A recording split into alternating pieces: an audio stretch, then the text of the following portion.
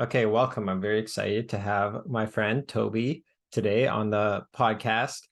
And Toby's on because of this app, Brightmind, which he is the main guy behind. And the really amazing thing about Brightmind is I think it's like really the only app that truly teaches you how to meditate and practice mindfulness, or at least the one that does it the best. We'll get into that later. But what's so amazing about Brightmind is it is based on the teachings of Shinzen Young. And if you follow this channel, if you're a regular YouTuber of mine, you'll know I reference Shinzen Young a lot because to me, he is the most kind of what's the right word? Not revolutionary, but like innovative person in mindfulness and meditation teaching today. I really think he is like, uh, you know, the most maybe the most important meditation teacher of our times, but I think history will determine that. And I think he's just so amazing. His system is so comprehensive, so complete, and it completely changed my world, my inner world, the way I relate to my experience, my mindfulness practice, my meditation practice, but it also informed the way I teach. And so I actually recently just wrote a big article kind of introducing people to Shinzen Young and talking about why he's so important and like how to get into his work, because I feel like if you want to get into this stuff, he's the guy to kind of get into first, or he lays an amazing foundation if you want to explore other types of practices and whatnot.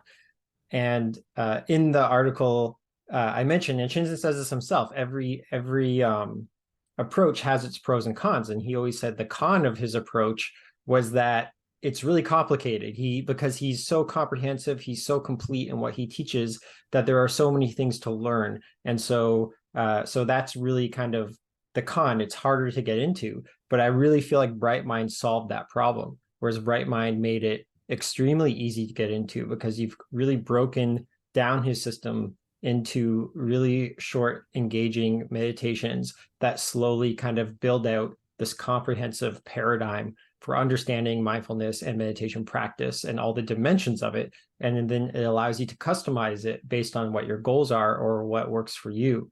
And so I just re-downloaded the app recently because I don't really use apps. Obviously, I like, I meditate on my own. I teach this stuff. And so I got into it in preparation for this interview, and I knew before you told me you'd kind of redone all the meditations, or at least all the starting ones, and I was really impressed. It was not what I was expected because it was like one way more engaging than I expected it to be. Because Shinzen's system can feel dry at times if you're not already engaged with it, but this was really engaging. It was really about like these are the way that meditation mindfulness can impact you, and so it for me I was like, oh wow, like, and I've spent years writing meditations. I think I started working for Calm like 7 years ago writing meditations.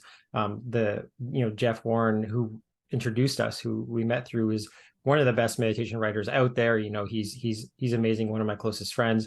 And so I'm like really well steeped in the world of meditation writing. I'm always like looking at how different people are teaching. And I didn't know, honestly, Toby, I didn't know you're you're on that level, because it was really fantastic. So I really like tip my hat to you for like making a really well thought out, really kind of precise, structured introduction into something that in some ways is very like can be complicated or a little bit intimidating, but you did it in such like an easy way. And so like I was looking forward to this interview, but then when I actually got way more into the app, I was like, oh man, like you did a really good job on the structuring and the way that you kind of presented these meditations, and then also how they could be short or longer, and there's a lot of features on the app. And then you work in IFS on the app, and I'm a huge fan of IFS as well. I think it's one of the best complements to meditation, or like typical classical kind of mindfulness meditation. So I don't know, I'm just super impressed, and I'm very happy to have you here. So that's the introduction to the app. And then also I met you like 6-7 years ago now in Toronto, because you actually came to Toronto to build the app, the original version. And Jeff connected us like through Consciousness Explorers Club. Yeah. We became good friends. We're still friends. And so yeah, really excited to have you on and to have you like tell us more about the app. And And yeah, I'm just curious about like the whole process, but like I think you could introduce yourself first because your story is extremely interesting too. Maybe start Yeah. with that and then, talk about the the options and all of that. Yeah, great. This is a really generous intro, Jake. Thanks so much. It's an honor to hang with you, and thanks for all the kind words. I think it actually, yeah, I think I couldn't have said it better myself. I think in terms of what we've been trying to do with the app, yeah, I think you laid out a lot of the central themes of the project, and how I might say it is like, we took Shinzen's system and made it ready for prime time. It was kind of a pretty complicated system, and some of us knew that it was like extremely powerful, but it was hard to learn. So my vision for Brightmind was to like use both product design and also, guided meditation writing and curriculum design in order to develop something that was really as simple as possible, but no simpler. Um, and so I was talking with a Brightminder just yesterday, actually, and she was saying how um, she had practiced with a bunch of the meditation apps before, and when she found Brightmind, she was like, "Oh my God, I've struck gold! This is amazing!" But the specific words she said was like, "This was the only meditation app with an actual curriculum." Mm-hmm. And as the product designer and as someone who's writing the meditations, I spend a lot of time hanging out with Brightminders. I talk with one user a day. I have like a time set on my schedule to just hang out with the people using the app, and that's really fun on a lot of levels. But I really get to know what people are experiencing during the app, and this kind of sentiment of excitement and oh my God, I struck gold is really common. I've also done some pretty extensive qualitative and quantitative research, and like 90% of Brightminders express this, where they feel like they've struck gold. And I think, so the next obvious question is like, why? And I think it does come down to the approach. Um, and so, like, when I write meditations and also when I design the interface of the app, my motto is as simple as possible, but no simpler. And that I think leads to effective and efficient learning and growth. And it's kind of, I think the best way to understand is to just give a few examples. So, one of the things, as you probably saw in the second meditation, I think we give people a framework for dealing with stress. And the framework is turn toward, turn away. The basic idea is you can either turn toward the stress, break it up into what part's mental image, what part's mental talk, what part's emotional body sensation. And by doing that, you can kind of divide and conquer the stress. And that can help take the edge off. The other option is turn away, which is you can focus on something more emotionally neutral, like sounds in your environment or neutral body sensations. And so it's just a simple framework, turn toward or turn away, but it can really help people get a handle on their stress. Yeah, And yeah, go ahead. I was going to say it's like, you have these divergent points because turning towards then breaks down into three different sensory experiences. And then you could bring them more into clarity and equanimity. And then, there's always like these more breaking down points and Yep. ways to go. So it very much is like a choose your own adventure and you explore. And this is the great thing about the app is like, there's a lot of people I've met who use meditation apps, but they never meditate without the apps. And the thing is, when it comes time for them to like sit down and meditate, they don't really know what to do, or I mean, maybe they do, but they just don't. Like from this is just from talking to people. And I think that the great thing about your app is that it will actually help you really get understand the fundamentals and what works for you so you can actually meditate without it. But not just that, but you can use these strategies not even when you're meditating but in everyday life. And for me that was like the game changer, was when I really learned Shinzen's system around clarity and equanimity and really got those things and really practiced like all the different things I could be clear and quantumous with, kind of breaking down my sensory experience. I started doing that, throughout the day. And when I would get triggered or stressed or feel restless, and so a lot of the stuff I teach on my channel is like ADHD stuff and Mm-hmm. this is just from me having ADHD using Shinzen system. I kind of developed, oh, these are the important things to kind of be aware of.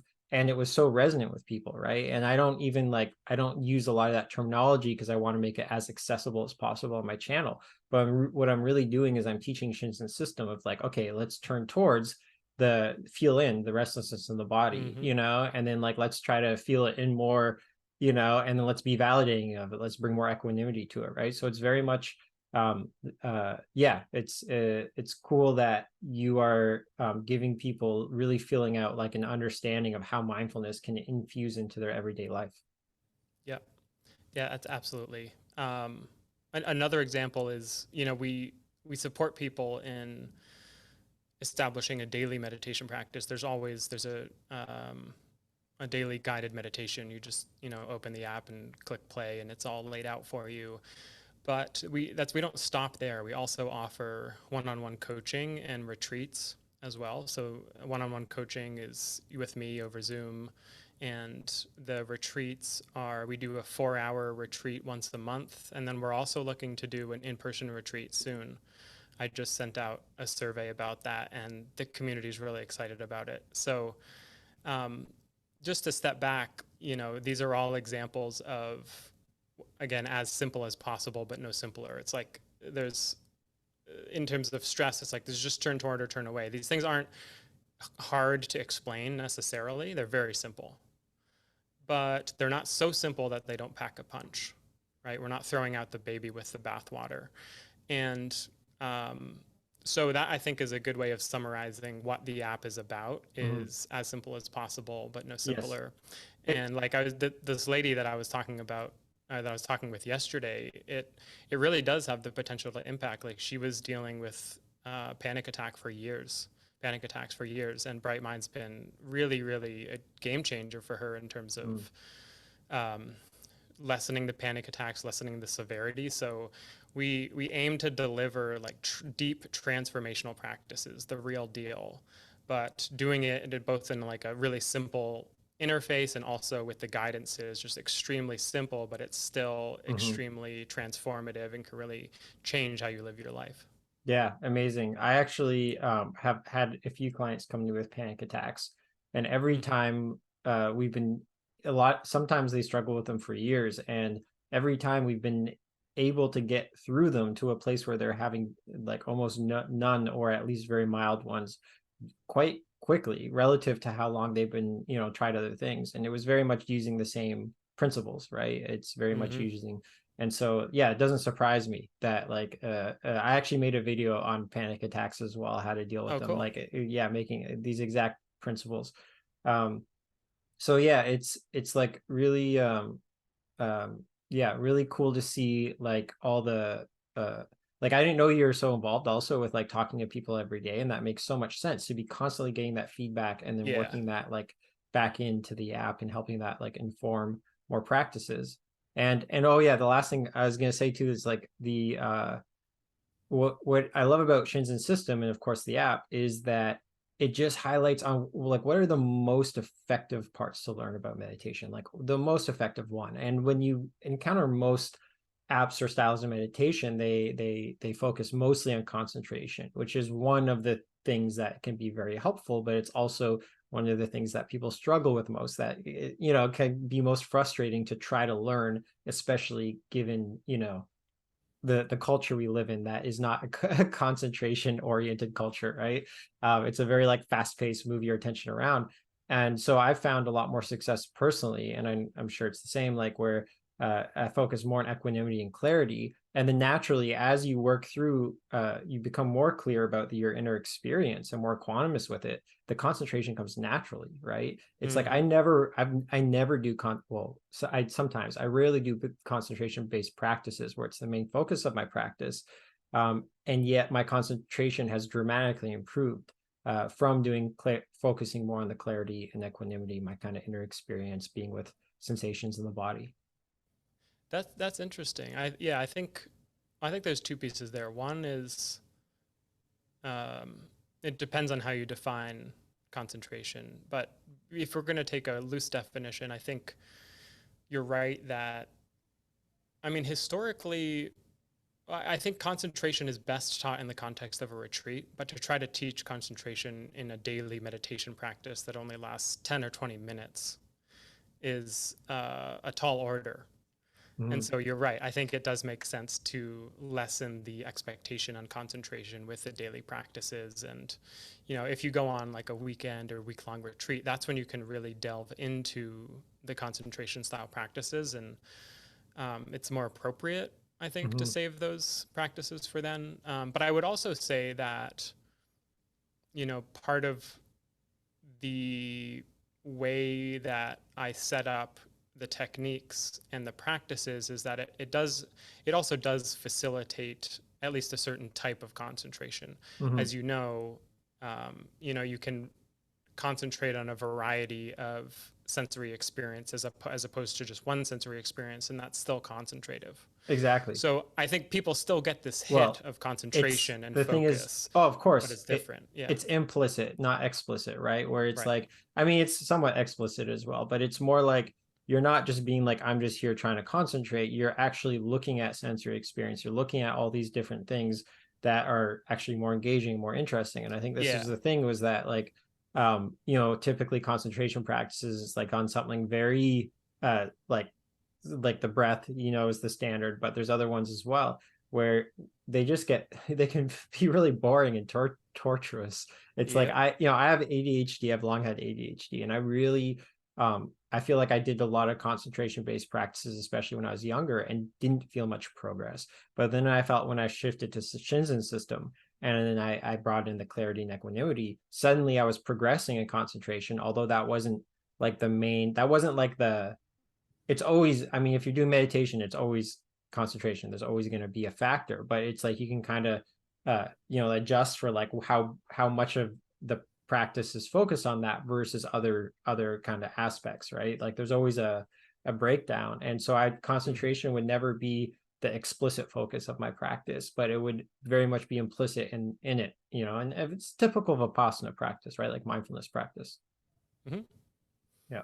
And there's also tricks of the trade too, like spoken labels, right? Right. So that's something that we teach in Brightmind and emphasize, and using labels in general. So there's also, you can teach meditation in a way and just give people the tools where they can experience pretty high concentration right off the bat. It's all Mm-hmm. about setting people up for success, I think, and like Yeah, letting them experience the results, experience the benefits, and having that motivate them to practice more, exactly. and setting up that as soon as Exactly. possible. And that's why I always try to start with like what will people get the most positive impact from that will Mm-hmm. then show them like, oh, there's something here and then keep them motivated. Exactly. And the other thing is you mentioned is labels is like, I teach a lot of Shinzen's principles on my channel, but I don't Mm-hmm. introduce labels. And the reason is because it takes like a more committed kind of structured practice to really get them for most people. I think Mm-hmm. they feel a bit clunky and it when you very first start with labels, it doesn't really feel like meditation. It feels like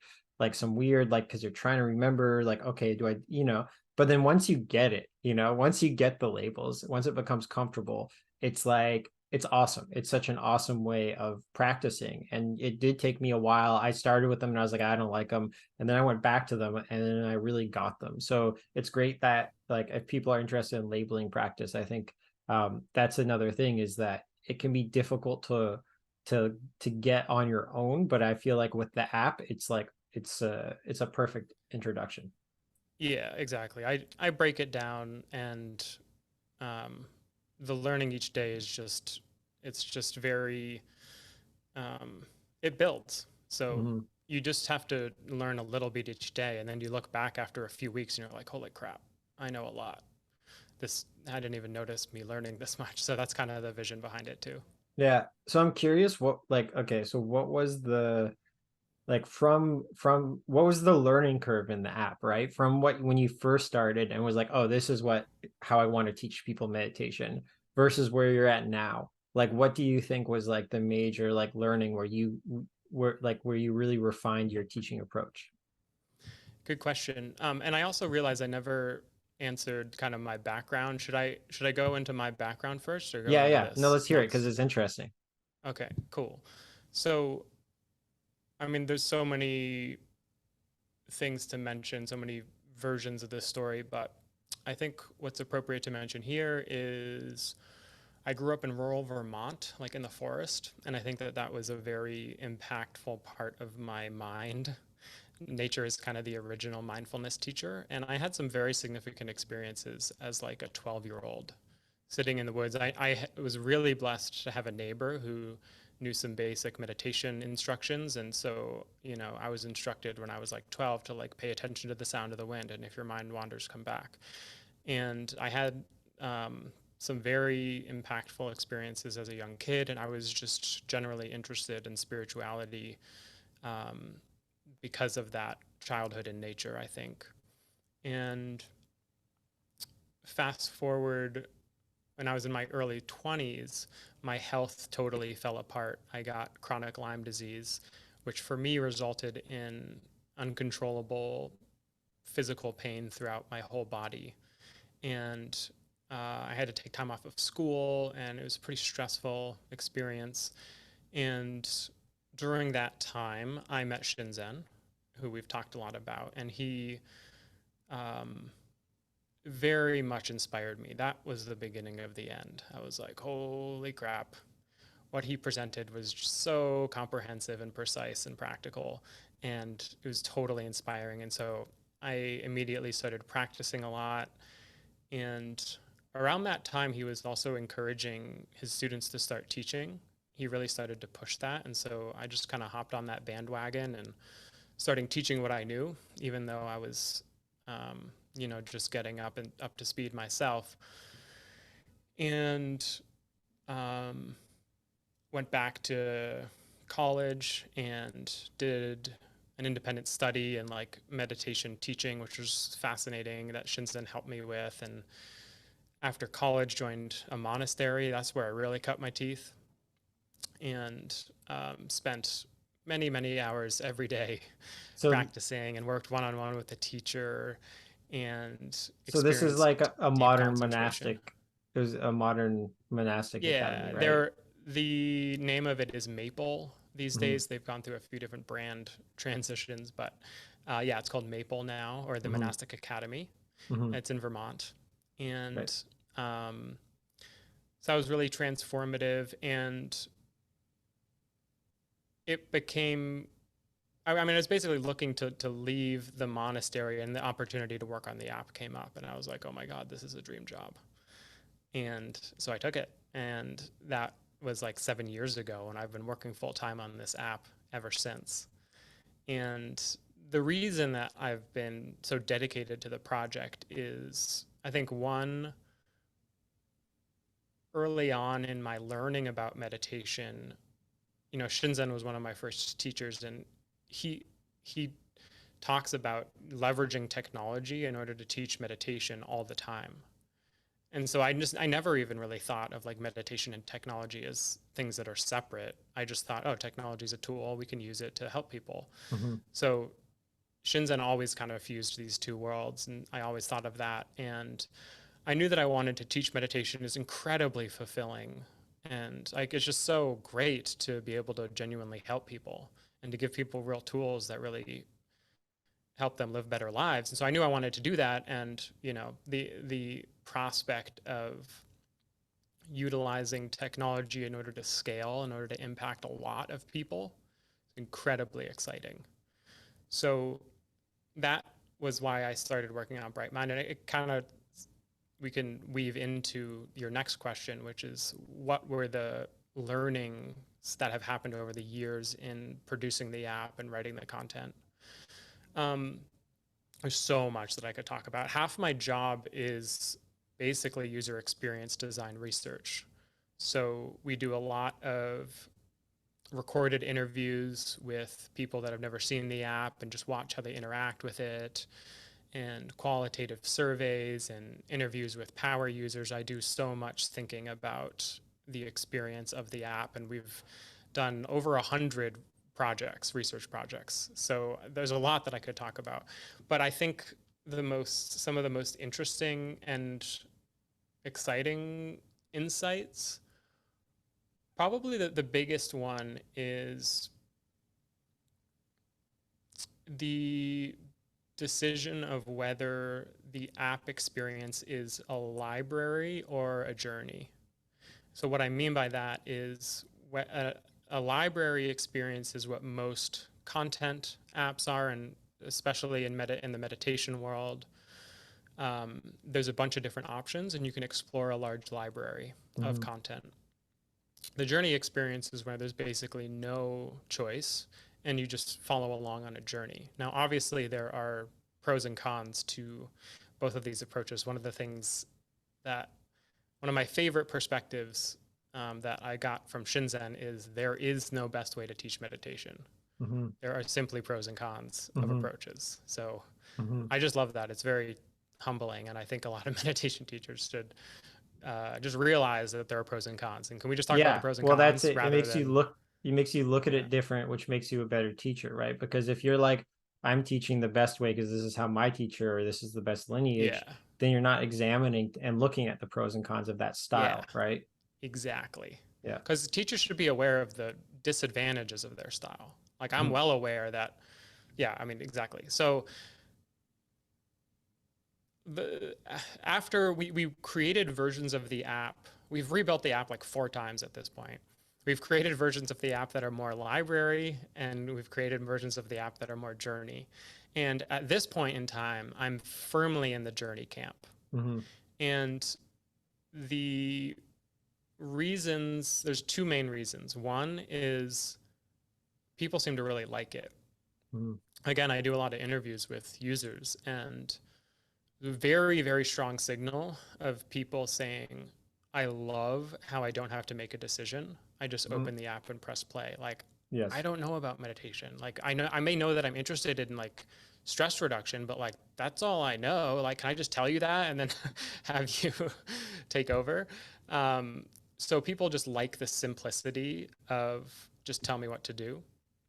And so that was one thing. And then the other thing is, in order to teach anything even remotely sophisticated, you need to have a linear learning experience. Otherwise, you can't build on prior learning. Mhm. So for the same reason why like you really need to learn addition and multiplication before you learn algebra or calculus, with meditation, it's the same thing. Like you need to have certain concepts and practices in place Mhm. that you can then build off of in order to learn something um, either more complex or in order to like compare different things, like to hold things in juxtaposition. Like yesterday we did this, and Mhm. today we're going to do this, which is different in this way. Like Mhm. just in order to really start wrapping your head around how meditation works, you need to have a linear learning experience. And so um, yeah, in our research and in our all of our experimentation, that's one really, really interesting kind of design choice that we've made, is to go with a journey experience, both because it's simple and easy, and also because it allows us to teach very complex and sophisticated stuff. But again, it doesn't feel like that. Mhm. Like it's each day is super simple. Well, and this is the Each day thing is very too, simple. But then when you look back after a few weeks, it's like, holy crap, right? it's all adding up. And like, I'm really wrapping my head around it. Yeah, and this is the thing is like I think the journey depends on who designs the journey, right? Because sometimes Right. you get bogged down in just like the most like boring. It's kind of like having to read like if I back at my old house I had, hundreds of books.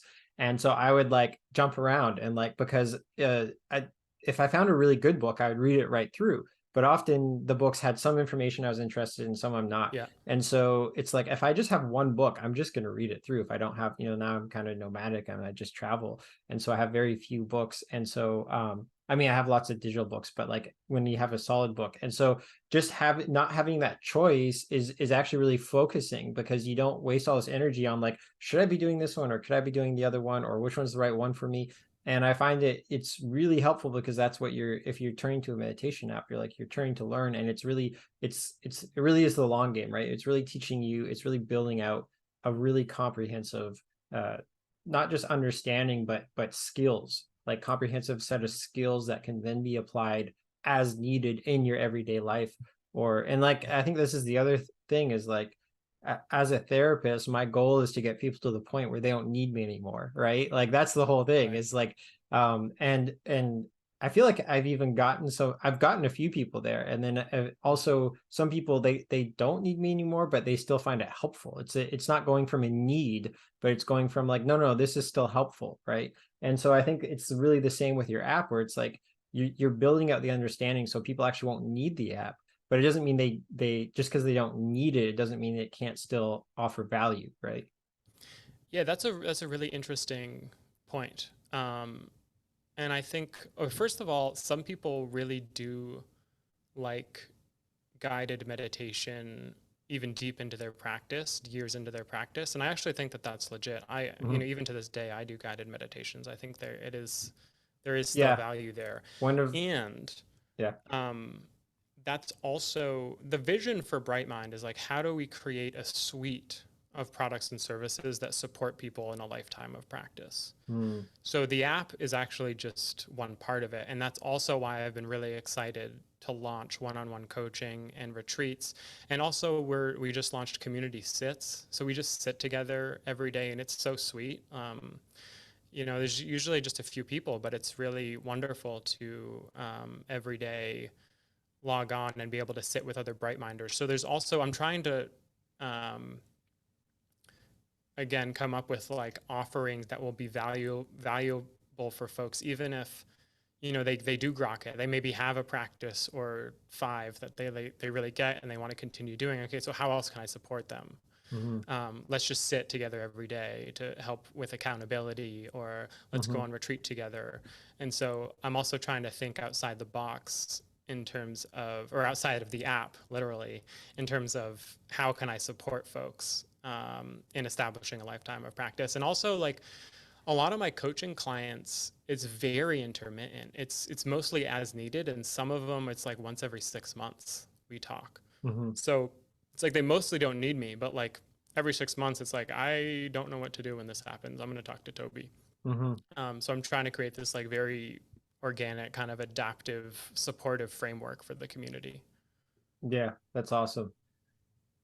Yeah, man. I mean, I there's so many more. Like, I feel like we could talk all day, but is there any like, I don't know, like a lot. I think first of all, I think the community aspect is like super amazing because it like obviously in Buddhism, it's one of the core concepts of Buddhism, the Yeah. Sangha, the community.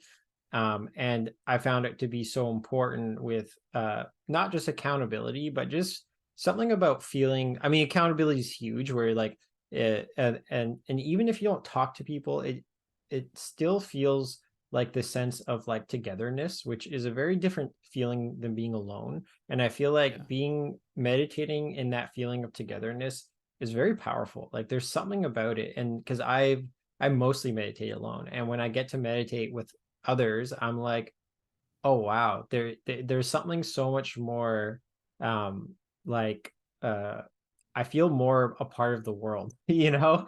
Like Mm-hmm. I don't know how to explain it. And so yeah, and I think also as from like a psychotherapeutic perspective, I think that, we're coming to like nervous system stuff, that it really is a kind of more nervous system kind of regulating, to feel like you're with other people who are safe, right? Even just in their presence. And like that's a well proven thing. So even just being, and I know a lot of people who originally started coming to meditation groups because it was basically just a place where they could feel safe to be quiet with other people, right? Like it just because there was no pressure to talk or engage. They were like, oh, this is a place where I could be with other people, right? People who had a lot of trauma, and they just Mm-hmm. so yeah, I think it's a really powerful thing. And I was working for Open, another meditation app, and they also had a community aspect. And I was like, that was one of the coolest parts for it, for me, which was like, because I really did like, I didn't think I would. feel any different. Like I thought like, oh, I'm still in my room, but for some reason, when you know there's these other people here meditating with you, you really do, it really does feel different. Like it really does feel like a connection. So that's great you're doing that. Totally. Yeah, I experience it as like it's kind of taking it back to the basics. Like a lot of the time when we're with other people, we're worried about what to say or Mm-hmm. how to act. Mm-hmm. And to sit with someone in silence and to be able to develop the sensitivity of just like feeling a bunch of other people's presence. And it works kind of over Zoom too. Mm-hmm. Like No, the Brightmind absolutely. community sits are over Zoom. Okay, And awesome. it's just sweet to like Yeah. open my eyes and check out the other people. And it's like, we're doing this together. And it is really, it's so simple, but Mm-hmm. so special. Mm-hmm. And it just kind of, for me, it reminds me of like the fact that I do get joy from it reminds me of like how accessible joy is. So like Mm-hmm. when I'm with other people and talking, it's like, yeah, it's great that we're exchanging ideas and all that, but like don't lose touch of that very simple baseline joy that it is in order to just be connected to other people, Mm-hmm. and then let the everything else kind of add on top of that in order to um, yeah, it can just make life a lot more joyful. But by the Yeah. way, I'm also collabing with our mutual friend Kevin Oh yeah, on the yeah. daily sits because our friend Kevin runs a very similar daily community Zoom sit, and I know that had been doing that, and so when I started mine, I was like, hey Kevin, you want to, can I direct Brightminders to your sit? And he was like, for sure. So he's kind of hosting the earlier slot. The Okay, so 7 there's a.m. Eastern very, slot yeah, is yeah. hosted by Kevin, not me, which is Okay. partially strategic. Yeah, yeah, of course.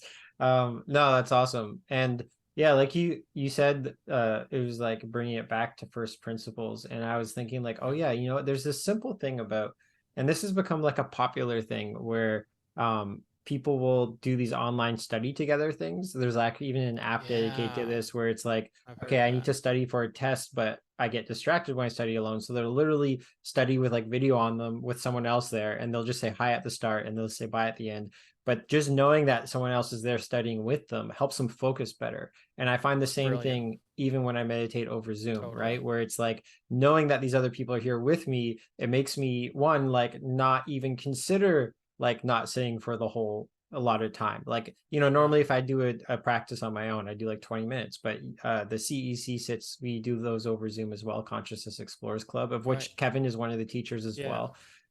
And so those are done over Zoom. And you know, it's like a 35-minute practice. And of course it's like the time goes by so much quicker than when I do a 35-minute practice alone. Like I'm so much, you know, whatever it is, because I think there's not this, like, yes, it's just like being with other people together. It's more of an event, right? um Yeah. so, so yeah, it really is supportive for practice. Yeah. Um, cool. Well, yeah, I'm not sure if there's anything else No, I we would covered a want to lot, say, but but well, yeah. I mean, I'll just tell people to check out the app because Yeah. obviously I think that's the point of the video. And I'm not getting any kickback for this. There's nothing like that. Just to like let people know that I really believe it's like an amazing way to introduce like real deal like the depth of what meditation is and can be, which you don't get on other apps. You really don't. I think there are the rare exceptions of these kind of cool things occasionally that will pop up on other apps that have a little bit more depth, but really nothing like what you're offering. So I Thanks, fully Jude. back it. Yeah. Thanks, Jude. I appreciate the shout out and the support. It's yeah, I really appreciate it. Yeah. Thank you for what you do. I love checking out your videos as well. It's also a wonderful resource. Yeah, man. Awesome. Well, thank you too. So thanks for coming, man. Yeah. Thank you.